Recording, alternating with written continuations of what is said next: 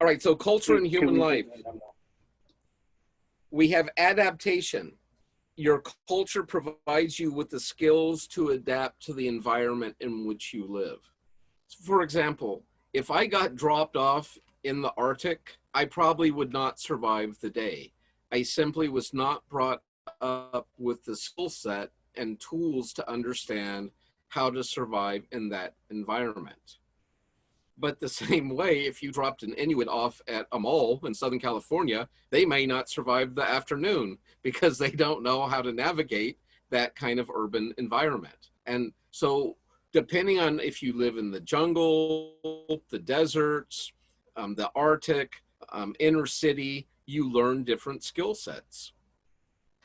I personally am quite uncomfortable in urban areas simply because I didn't grow up in a big city. And so whenever I visit a big city, it's like all my shields are up. I'm super vigilant. I'm on guard because I'm not comfortable. It's not my natural environment. But if I travel and with someone who's from the inner city, I mean, it's so normal for them, right?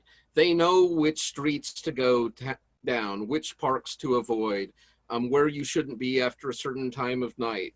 But those are things, if you're not from that community or environment, you wouldn't know. Now, if you go into the mountains with me or the wilderness, I'm completely comfortable. And even though there's poisonous snakes and insects and bears and cougars and all this sort of thing, I'm perfectly comfortable because I know how to interact and relate in that environment. But if someone from the inner city comes with me out to the wilderness, they might be having panic attacks simply because it's not in their comfort zone. Just like when I'm in the inner city, I can be really uncomfortable because that's not my norm. And so that is part of what culture teaches you, how to be at home, how to survive in the world in which you live. Next is organization. Your culture tells you the basis for social life. It provides guidelines and values. It also helps you pick a mate, how to find a spouse, a marriage partner, how to raise children, how to bring them up into your society. And it also provides, and I alluded to this earlier, a worldview and how to perceive reality. And I think it's so interesting in America right now because this is when we talk about culture wars, that's part of what you see taking place in America is you have different visions or different view of what is reality. And we see that politically, right now, the Democratic view of reality and the Republican view of reality seem like we're dealing with two completely different realities. Um, One of my favorite recent examples was if you're familiar with what's been going on in Seattle and CHOP, the Capitol Hill occupation protest. I mean, it was eventually shut down, but I think for almost 2 months, there was like an 8 block section of downtown Seattle that was basically occupied by people in Seattle. And they were kind of having like their own little autonomous anarchist zone.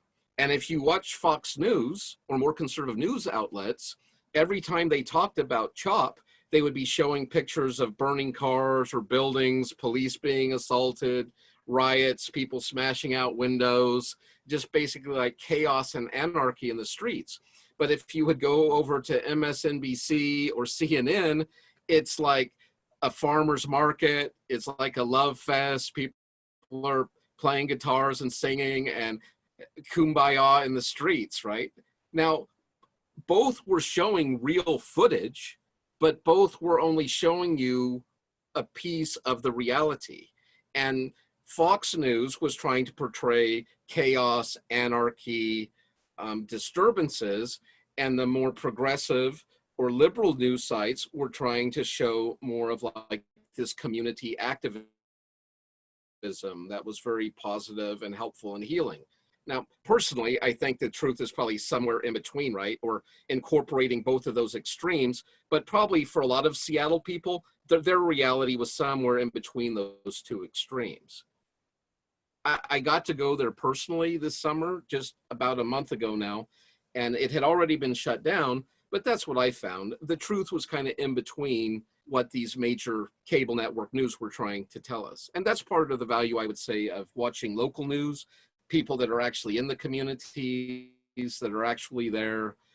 You're probably going to get a very different thing than someone looking from the outside on like a national level, right? And they have a different agenda that they're trying to use your local town to foster, whether that's the Democratic vision or the Republican vision.